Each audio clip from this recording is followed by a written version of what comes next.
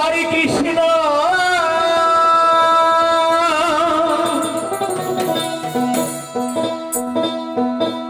ও দাদা হরে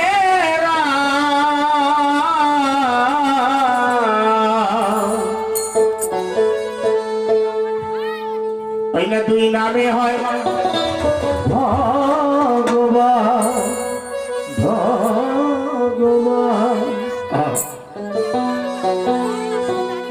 ওরে কেমন করে চিনিবা তারে মানুষ ও দাদা কেমন করে চিনিবা তারে মানুষ হিন্দু না সে মুসলমান দাদা একজন হিন্দু ভাইয়ের শরীর কাটবেন যে রক্ত লাল একজন মুসলিম ভাইয়ের শরীর কাটবেন একই রক্ত লাল তাই আমরা যেন প্রত্যেককে বাসী ভাই কেউ যেন কারো মনে হিংসা নিন্দা ঘৃণা অহংকার গৌরব করি না কেউ যেন আমরা কারো ধর্মকে নিন্দা করি না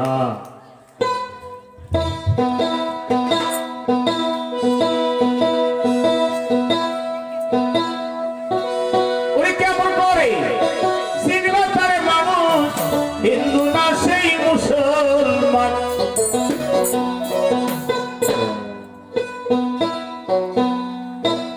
হরে কৃষ্ণ হরে রাম দুই নামে হয় ভগবান হরে কৃষ্ণ হরে রাম দুই নামে হয় ভগবান হরে কৃষ্ণ হরে রাম দুই নামে হয় ভগবান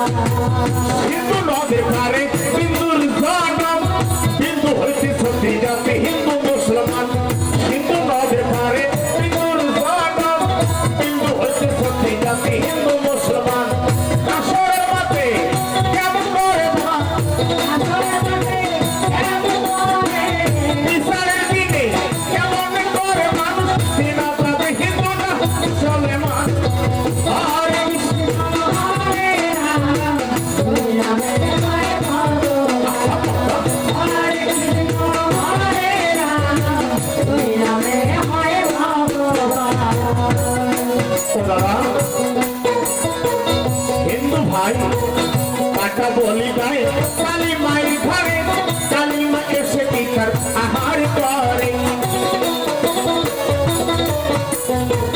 হিন্দু ভাই কাটা বলি গায়ে কালী মাই ঘরে কালী মা এসে পিতার আহার করে মানুষে দেয় মানুষে খায় মানুষে দেয় মানুষে খায় মানুষে দেয় মানুষে খায় হইয়া যায় কালী মায়ের নাম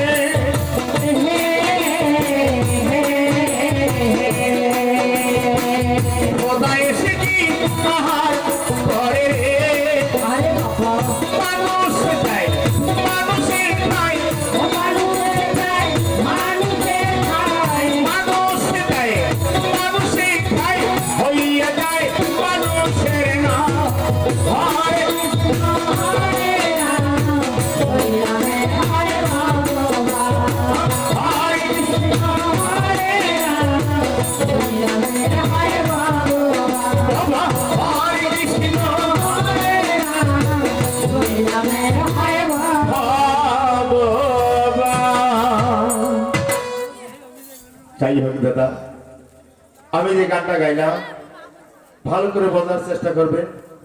হিন্দু ভাই পাটা বলি দেয় কালী মায়ের ঘরে, ওখানে কালীমা এসে কি আহার করে?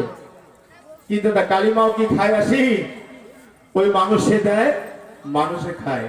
মুসলমান ভাই সিন্নি করে দেয় মসজিদ ঘরে, ওটা কেন কি আল্লাহ আসি আহার করে? ওই আল্লাহও খায় না, খোদাও খায় না, কালীমাও খায় না। কে খায়? মানুষে দেয়, মানুষে খায়। তাই কবি বলছে মানুষের ভিতরে মানুষ, তার ভিতরে সাই। আলিমুল গায়বে আল্লাহ এবং ঈশ্বর চিনবার কারোই সাধ্য নাই। আল্লাহ কোথায়, ঈশ্বর কোথায়, ভগবান কোথায়? এই মানুষের ভিতরে বিরাজমান করতেছে। এই জন্য আমরা হিন্দু মুসলিম ডোম ডাওয়াই সারাল মুসিবেতর যে কোনো জাতের মানুষ হোক না কেন, কেউ যেন কোনো মানুষকে থেকে আমরা হিংসা, নিন্দা, ঘেন্না, অহংকার, গৌরব করি না। সৃষ্টির স্রষ্টা যিনি মহান ঈশ্বর, এক আল্লাহ, এক ঈশ্বর ছাড়া আর ব্যতীত নাই, কোন নাস্তিক নাই। যে আল্লাহ এবং ঈশ্বর তোমাকে আমাকে দুনিয়ার বুকে পাঠিয়েছেন। একটা মানুষকে অপমান করা যে কথা, যে কোনো ধর্মের মানুষ হোক না কেন, একটা মানুষের মন ভাঙা যে কথা, মুসলমান হাদিসে আছে একটা মসজিদ ভাঙা একই কথা।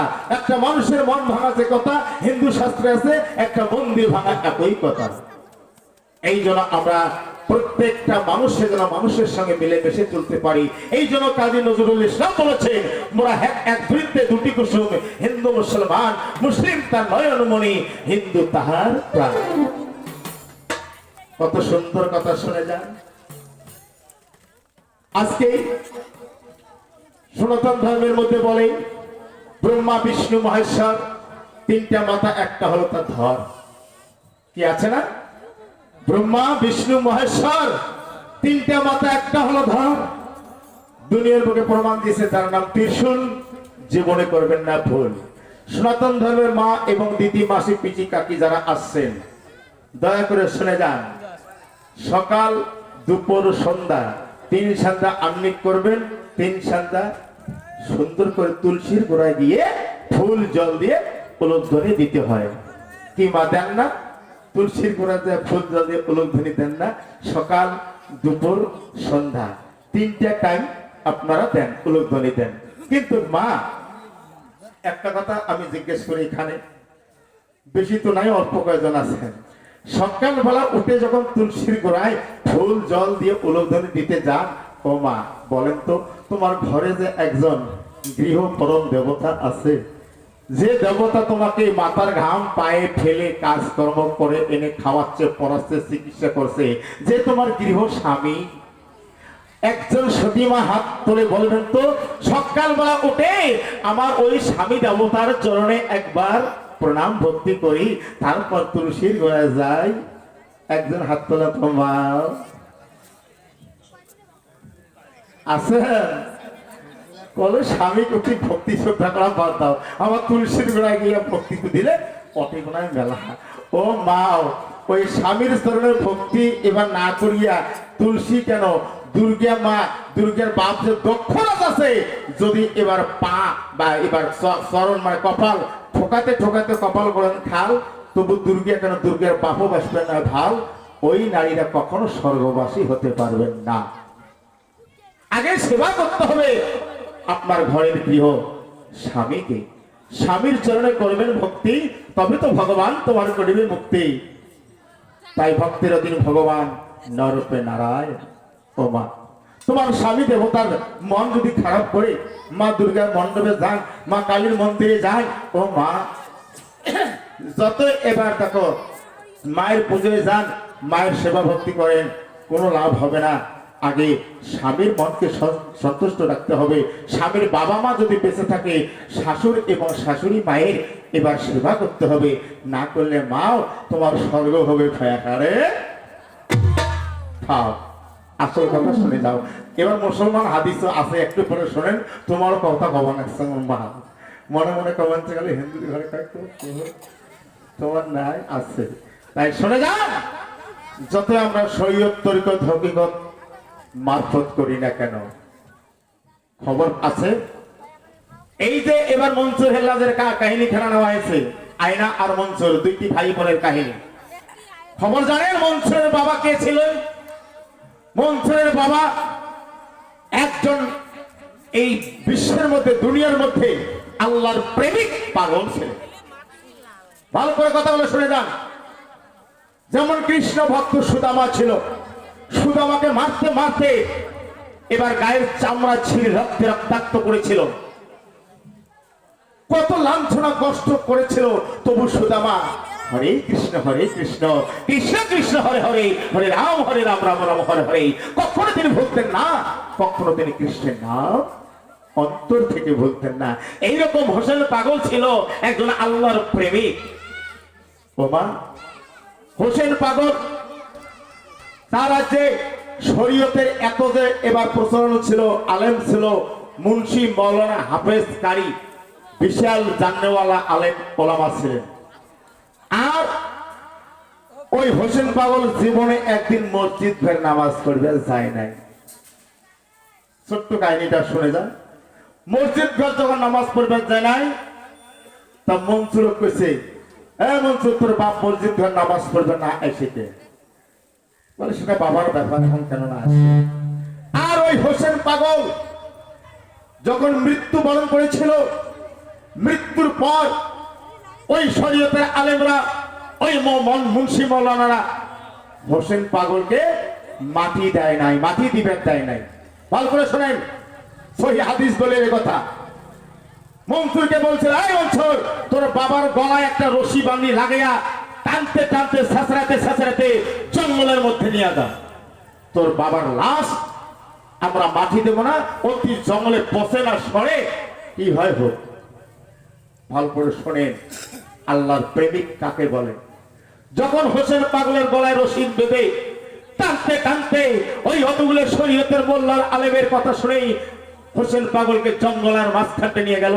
বিশাল গভীর বন জঙ্গল, ওখানে বাঘ ভালো খাইবে না, কি করবে মানে বসবে সরবে দেখার নাই, যা অতি কোনো জঙ্গলের মধ্যে ঠেলে দিয়ে আয়। হোসেন পাগলকে যখন জঙ্গলায় টানতে টানতে নিয়ে যায়, মনসুর এবার জঙ্গলা ফেলে আসলো, ঘরে চলে যায়। আহারে হোসেন পাগল জঙ্গলায় পড়ে রইল। আল্লাহ তরফ থেকে এবার দেখো ফেরেশতার দল এক যে আসিল। হিন্দুর মধ্যে একটা দেবতা, মুসলমান কই ফেরেশতা। ওই একদম ফেরেশতায় আসিয়া সুন্দর করিয়া হোসেন পাগলকে এবার গোসল দায় করাইয়া পাহাড়ের ঝর্ণা থেকে পানি এনে গোসল করা এলো। ওই ফেরেশতার তাদের এবার দাফন কাফনও করিল। জানাজার দিয়া দেখো ওরে প্রাণের ভাই হোসেন পাগলকে এবার শূন্যের মধ্যে উঠাইয়া নিয়ে গেলেন। তাই আর ওই জঙ্গলটা এত যে সুমধুর ঘেরান, এত যে সেন্ট বাইর হলো, মানে ওই গ্রাম, ওই সেন্ট গ্রামে গঞ্জে ছড়িয়ে গেল। সবাই অভাব আশ্চর্য হয়ে গেল, বাপরে বাপ, এত সেন্ট ঘেরান কোথা থেকে আসছে। ওই এবার শরীয়তের আলেম মুন্সি মৌলানারা ওরাও সুন্দর পায়া আস্তে আস্তে জঙ্গলের দিকে যায়। ওই মনসুর কয়, মনসুর তোর বাবাকে কোন জঙ্গলে ফেলে দিয়েছে? কোন বনে? বলে ওই বনে। ওই বন থেকে হু হু করে ধ্যান সেন্ট আসতেছে। দেখতো তোর বাবার পচা দেহ, এবার দেহটা বাঘে বা ভালুকে বা গন্ডারে হাতিয়ে খাইছে না নাই, দেখতো। সারা জঙ্গল তন্ন তন্ন করলেন, বাবার দেহ আর পাইলেন না। মনসুরের বাবার দেহ আল্লাহর ফেরেশতায় স্বর্গে বা জান্নাতে প্রবেশ করেছে, বলেন সুবহানাল্লাহ। ঈমান। আর মনসুর এই যে পাগল হলো বাবার জন্য, মাকে জিজ্ঞেস করছে, মা আমার বাবা যে ঘরে থাকতো, বাবা কি ইবাদত করেছিল, আমি স্বপ্নে বা খোয়াবে দেখছি আমার বাবা বেহেশতে খানার মধ্যে, জান্নাতের মধ্যে হাঁটি বেড়াচ্ছে, স্বর্গের মধ্যে। তখন বলছে, ওরে মনসুর আমি জানি না, শুধু এবার প্রত্যেকদিন সকালবেলায় তোর বাপ যে ঘরে যে বিছানাটা থাকে, ওই বিছানার খেতা বালিশ ভিজা ভিজা, বালিশও ভিজা, খেতাও ভিজা, বিছানাও ভিজা। পরের দিন সকালে রোদ্রে নাড়ি দিই, চলো তোমার দেখি। দেখে বাবার ঘরটা এত যে মলমলে সেন্ট ঘ্রাণ বাইর হয়েছে, সারা রাত তার বাবা চোখে দুই চোখের জল বা পানি ফেলে আল্লাহর কাছে কাঁদতে কাঁদতে, আল্লাহর ইবাদতে, আল্লাহর প্রেমে পাগল হয়েছে। ওদেরকে বলে পাগল, আল্লাহর ইশকের পাগল। আমরা তোমরা কেমন পাগল? ইয়ের টিকে ধানা দিই উমায়, উগের টিকে ধানা দিই উমায়, উগের দুর্নাম কই, উগের বদনাম কই, এটি শরীয়ত মারফত আমরা পাই। এলে হলো আল্লাহর প্রেমে পাগল না, একে বলে আল্লাহর প্রেমের পাগল। সেই পাগলের ছেলে মনসুর। মনসুর এক এক করে 7টা জন্ম হয়। যাক, প্রথম জন্ম কাহিনী আমরা ধরেছি। তাই মনসুর আর আয়না ছোট্ট বালক। আয়নার বয়স 7 বছর, মনসুরের বয়স 5 বছর। এই শিশু সন্তান, আমার ভাগিনা বলেছে, রাস্তার মাঝে বিশাল একটা প্রচন্ড ঝড় তুফান উঠেছিল। এই ঝড় তুফানে মনসুর আর আয়না একটা খুরমা খেজুর গাছের নিচে পাশে ওই ঝড় তুফানে পড়ে আছেন, আর শুধু আল্লাহর নাম, এক ঈশ্বরের নাম স্মরণ করতেছেন। ও ভাই, হিন্দুদের মধ্যে বলে ঈশ্বর বা ভগবান, মুসলমান ভাই আমরা বলি আল্লাহ এবং খোদা। বর্তমান যুগের মানুষ কাউ নাই খোদা। হিন্দু কায় দেবতা, মুসলমান বলে ফেরেশতা। হিন্দু ভাই যা কয় নরক, মুসলমান কয় দোজখ। হিন্দু ভাই যা কয় এবারে স্বর্গ, মুসলমান কয় বেহেশত। হিন্দু